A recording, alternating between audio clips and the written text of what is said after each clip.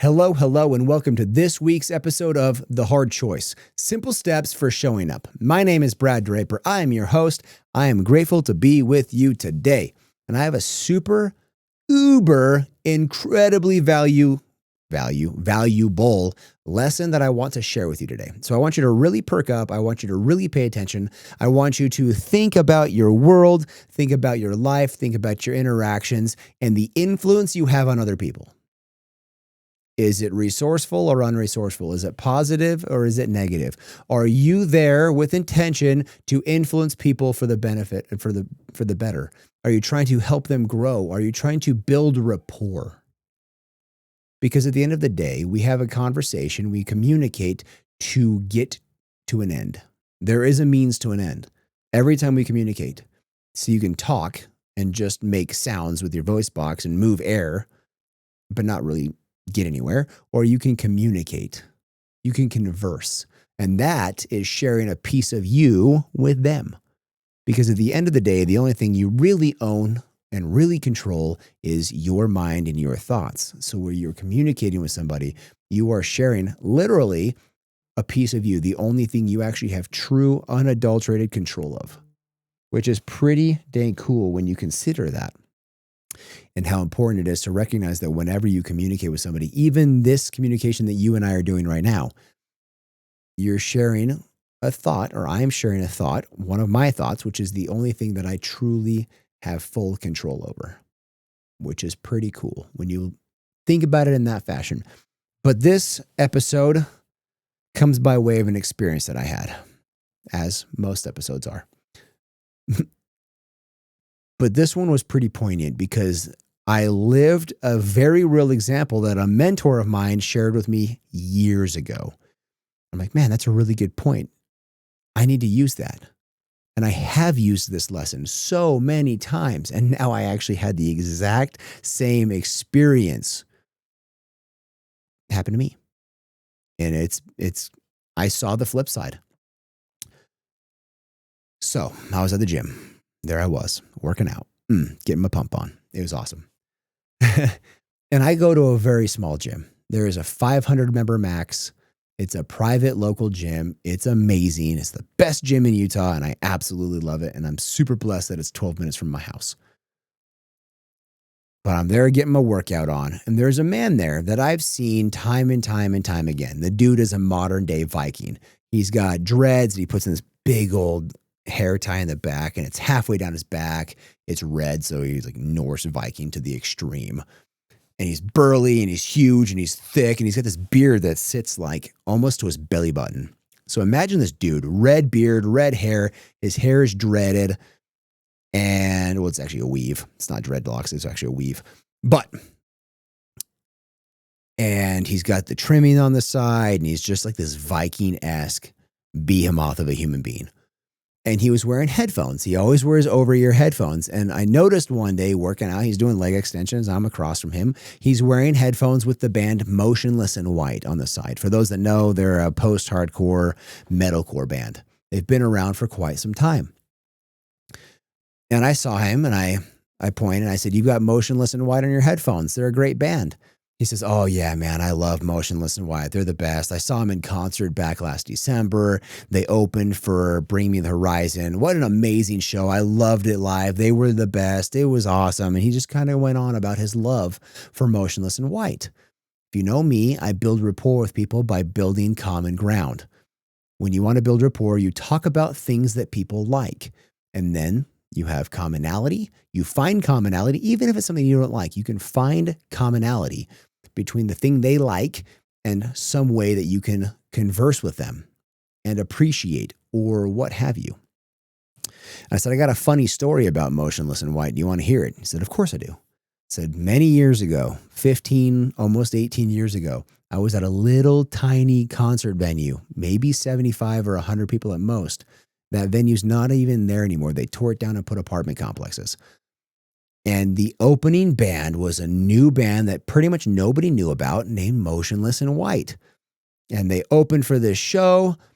And then once they finished on that kind of size show, which I've been to dozens, maybe even hundreds of shows like that back in the day when I used to go to a concert every week. They would come off the stage, they set all of their gear in a little spot behind a rail, and they came into the pit with me and us. So we watched the rest of the concert with the band members of Motionless in White. So the lead singer, Chris Motionless, was standing next to me, and we were moshing and dancing and having a great time watching the rest of the show. When you're at venues that small with bands that are not that well known, you generally hang out with them. You're not just going to the merch table and they're signing things like you would with big bands. But it's very intimate. They played, they came down, and they hung out with us, and we moshed the rest of the night, and it was a fun time. And I remember them because they wore this black makeup and black face paint, and they're all gothed out, and it was a fun time. It was a great show.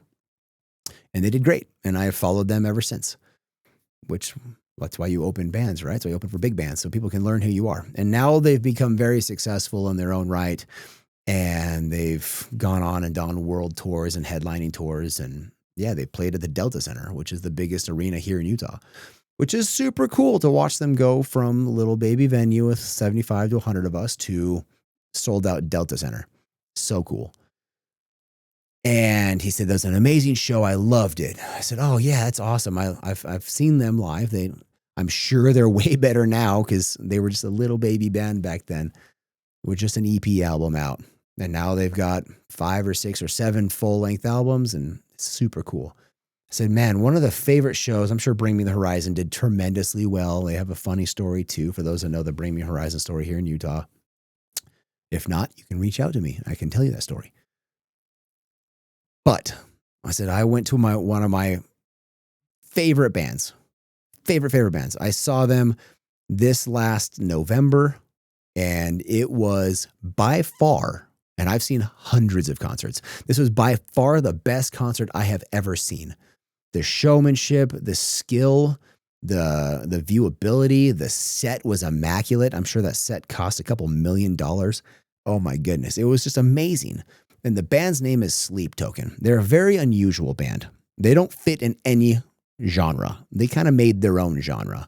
And they're breaking records left and right. And they're, well, world records, not album records. Breaking records left and right. And they're just a phenomenal band. And I really enjoy them. And they're not my normal taste. Let's put it that way. But I love the skill and the talent and the way they're advancing metal. They're progressing metal. I heard one reviewer say they're not progressive metal. They're progressing metal into a new genre, a new art form. And how cool it was. And I kind of shared how I was just blown away by this show, and I was awestruck, and I looked around and everybody's just hypnotized by this show because it was just so amazing. Visually, audibly, like they were just as good audibly as they were on album, which is so rare for anybody, let alone a metal band. And he turned, he's like, yeah, it's kind of funny. They're really known as, oh, what's her name? Oh, I just gapped her name. It is Taylor Swift. There it is. Goes, yeah, man, they're really known as like Taylor Swift for emos. They're all right. Not my favorite. They kind of suck. And we left at that. I said, oh, that's okay. If we all liked the same thing, we would live in a very boring world. He said, oh, yeah, that's absolutely true. That's absolutely true. Yeah. And he went on his way, put his headphones on, and went on his merry way. Here's the thing. I introduce, and here's the lesson, by the way. Clearly, one of his favorite bands is Motionless in White. He's wearing them on his headphones, and he's listening to them actively. And we share about Motionless in White, and I build him up in Motionless in White, and then I reciprocate on one of my favorite bands, and he slashed the band and just criticized my favorite band.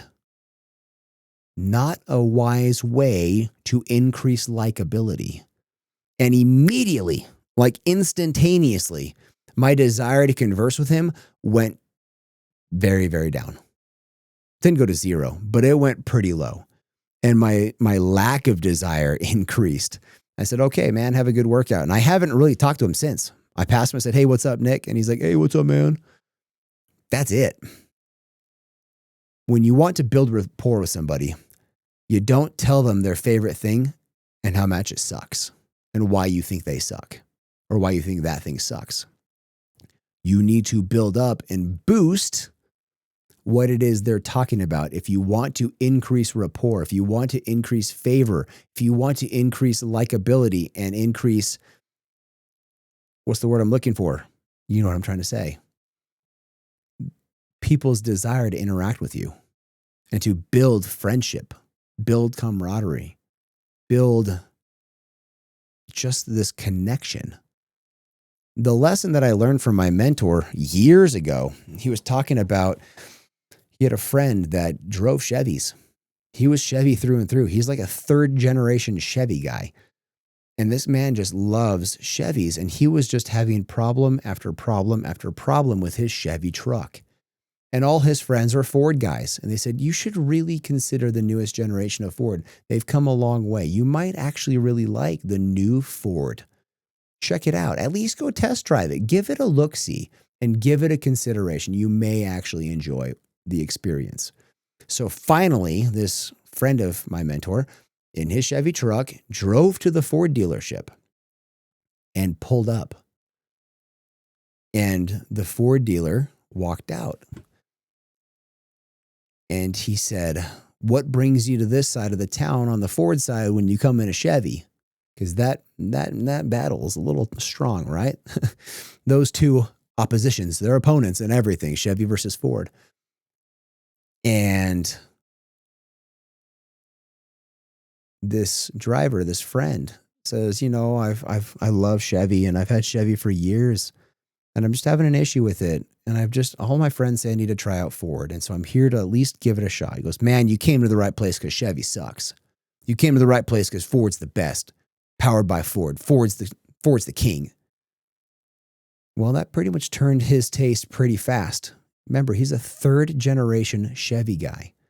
And you just told him that everything he's ever known sucks. Everything he's ever loved by way of his trucks and his dad's trucks and his grandpa's trucks is garbage. His distaste for Ford went immediately through the roof. And he was nice to the man and he left not buying a truck. Now imagine if reverse happened. He went to this dealership in his Chevy truck and the Ford dealer walks out and says, what brings you to Ford today? What can I help you with?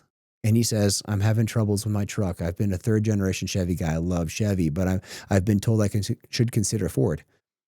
If the Ford dealer had said, you've come to a great place. I would love to show you what we have to offer. By the way, your truck's gorgeous. By the way, the truck that you have, I have plenty of friends with them. They absolutely love them. That totally sucks that you have a lemon. I'm sure your family has loved, as you said, for 3 generations, you've loved Chevy and they've treated you so well. I would hope and love to show you that Ford might be able to keep up with your Chevy. It may even surpass it in some things, but your Chevy, it's a good truck. It might actually beat a Ford in a few things. You might prefer the Chevy, but I'm happy and willing to open up your mind and let you consider Ford a little bit more. Then, after promoting the Chevy, now you may actually consider buying a Ford. See the difference? See the understanding? Do you understand the difference on when you go to people, even if they have things you don't like, even if you're a Ford guy through and through and you despise Chevy, but you want to build a relationship with that person, talk about their Chevy. Talk about the good things. Talk about it's a pretty color. You like the lift. You like the wheels. It's a great powertrain. Everybody knows that the Duramax with the Allison is a fantastic powertrain. Everybody knows that if you know trucks. Promote the things that they love. Speak highly of the things that they cherish. If you do that, you will build a relationship, you will build rapport, and you will build trust. And then you can influence them to come to your side on whatever it is you're trying to sell, do, have. At the end of the day, you're always selling something, even if it's just selling yourself and your personality. Promote and speak highly of things that people like, and they will like you. Degrade and speak poorly of the things people like, and they will degrade and think poorly of you. That is what I wanted to teach today. That is what I want you to take and learn and utilize to cast influence, to influence people to migrate magnetically to you. You share the things they like in a positive light. and you build connection. Thank you for joining me on this episode. Reach out to me, Mr. Brad Draper. Leave me a review. I haven't got a review in a while. Leave me a review. That would be awesome. Let's have a conversation. My social media handle is Mr. Brad Draper. Like this thing, subscribe to it, download it for future listenings. Until next week, I love you guys. Bye.